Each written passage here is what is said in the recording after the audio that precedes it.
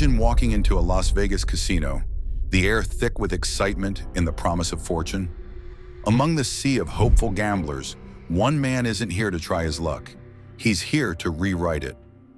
Meet Dennis Nikrasch, the locksmith turned legend who orchestrated the most sophisticated slot machine scam in history, stealing over $16 million without ever raising suspicion. How did he do it? Let's dive into the story of the man who beat Vegas at its own game. Dennis Nikrasch's journey into the world of crime began in the gritty neighborhoods of Chicago. Born to working-class parents, Dennis showed an aptitude for mechanics and locks at a young age. By his early 20s, he had become a proficient locksmith, a skill that would eventually draw the attention of some very dangerous people. In the 1960s, Chicago was a hotbed of organized crime, dominated by powerful mafia families. Dennis's talents didn't go unnoticed. The Genovese crime family recruited him not as a hitman or enforcer, but as a specialist, a lock expert who could get into places nobody else could. He participated in numerous heists, from jewelry stores to luxury cars, all while staying behind the scenes. But in 1961, his luck ran out. Dennis was arrested and sentenced to prison. What could have ended his criminal career instead gave him time to think, plan, and adapt. After serving his sentence, he decided to leave Chicago behind. He changed his name to Dennis Nikrasch, taking his mother's maiden name, and moved to Las Vegas for a fresh start. A new name, a new city, and a whole new set of opportunities. His fascination with mechanics and puzzles didn't fade. Vegas was a city built on games, and Dennis saw games as systems. Systems could be understood, and if they could be understood, they could be broken.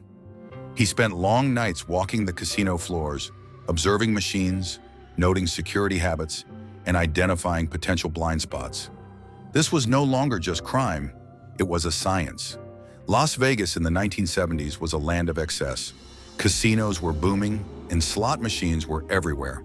These machines were mechanical marvels, and Nikrasch was fascinated. But he didn't see them as entertainment.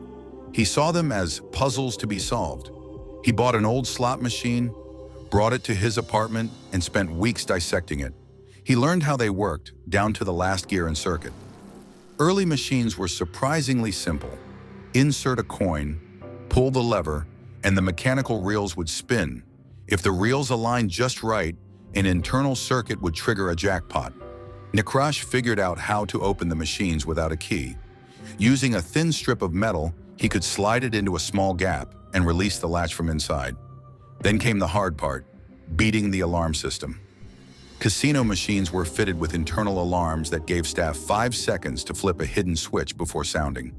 He practiced until he could open the machine, disable the alarm, and rig the reels to trigger a jackpot, all in under 15 seconds.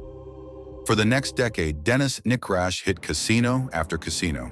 He never took too much, just enough to stay under the radar. All the while, casinos couldn't figure out how they were losing money. He stole approximately $10 million during this phase of his career. Nikrasch also mastered timing. He knew when shift changes happened. He knew which parts of the casino were poorly monitored. He built a mental map of every major Vegas floor plan. He was a ghost in a city of lights. But by the mid-1980s, everything changed. Mechanical slot machines were being phased out and replaced by digital, computer-controlled machines.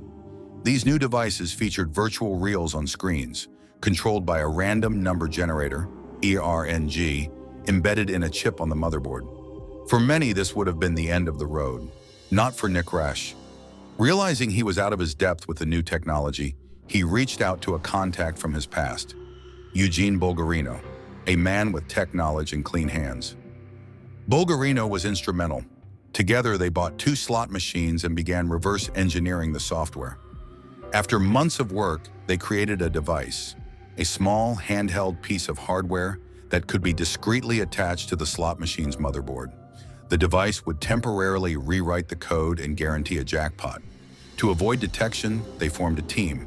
Each person had a role: blockers who stood in front of cameras, distractions who caused a ruckus, and runners who redeemed the jackpots. It was coordinated, it was efficient, and it worked. They used code corruption for timed jackpot releases, ensuring that the machine reset to its original state after payout. This level of sophistication fooled even the most experienced surveillance officers. The operation was so smooth that some team members didn't even know the full plan. Nikrasch kept secrets, even from his crew. If you were part of this team, what role would you want? The mastermind? The tech genius? The daring decoy? Let us know in the comments. We want to hear from you. In 1997, Nikrasch and his team pulled off their biggest heist yet at Harrah's Casino. Using their hacked device and careful coordination, they rigged a high-stakes slot machine to deliver a massive $3.7 million payout. Nikrasch took 70% of the winnings, while the remaining 30% was split among his team. It was the biggest hit in a string of successful scams that netted them cars, cash, and more. In total, they stole over $16 million. They had become almost mythic in status. Casinos knew someone was hitting them, but nobody could pin it down. There were no signs of tampering, no forced doors, no digital trails, just missing money. They started planning a shot at the Megabucks jackpot, worth $17 million. The team rehearsed for weeks, but not everyone was as loyal as Nikrasch had once been. Even as the rewards grew, so did the risks. Every new team member brought with them uncertainty. Every new win made them more visible. In 1998, the FBI raided Dennis Nikrasch's home. They found 2 slot machines, locksmith tools, $300,000 in antique furniture, and the now infamous hacking device. At age 57, Nikrasch was arrested and sentenced to 7.5 years in prison. One of his low-level crew members, facing unrelated charges, turned informant. That one betrayal unraveled years of perfect planning. He was added to Nevada's Black Book, a list of individuals banned from all casinos. Offered a reduced sentence in exchange for exposing more criminals, Dennis refused. Just like he never ratted on the Genovese family decades earlier, he kept quiet. He served his full sentence and died in 2010, a legendary figure in the world of casino crime. Nikrasch's heists led to sweeping changes in the casino industry. Today, slot machines are equipped with encrypted chips, real-time monitoring, and advanced surveillance systems. Casino floors are watched by facial recognition, behavioral AI, and multi-angle cameras. Casino staff are trained to recognize unusual betting behavior. Software alerts are triggered when machines deviate from expected payout frequencies. And the romantic era of outsmarting the house has become nearly impossible. But the legend of Dennis Nikrasch remains. His story is studied by casino security teams and admired by those fascinated by the blend of intellect, audacity, and precision. Some call him a criminal, others call him a genius, but all agree he changed the game forever. Nikrasch wasn't just a crook. He was an engineer, a strategist, and above all, a futurist in disguise. His understanding of systems, both mechanical and digital, was years ahead of its time. While others feared change, Dennis adapted. In prison, he was known to read voraciously, technical manuals, computing guides, even early texts on digital encryption. It was as if he knew the battle between criminals and systems was just beginning. Though barred from the casino floors, his mind remained on the inside. Several casino security experts have since admitted that modern anti-tamper software design owes partial inspiration to methods designed to stop another Nikrasch. He unintentionally became a teacher, a warning, and in a twisted way, a consultant to an entire industry. What if Dennis Nikrasch had chosen a different path? Imagine a world where he was recruited by casinos, not as a threat, but as an innovator. Could he have built security systems instead of breaking them? Would he have become a millionaire through patents instead of payoffs?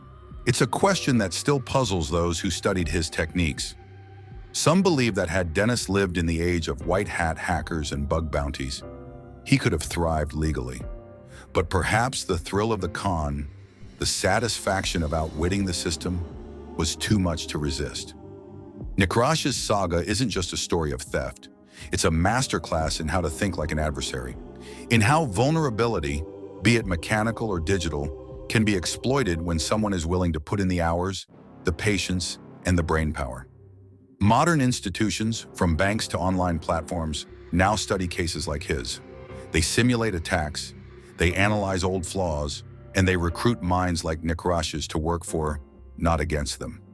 His story is more relevant today than ever.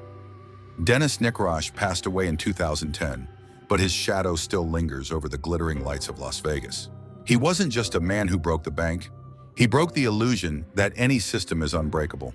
If you've made it this far, thank you for watching. Leave a comment below about what surprised you most. Subscribe for more stories about the most daring and ingenious minds who challenge the odds, and sometimes won.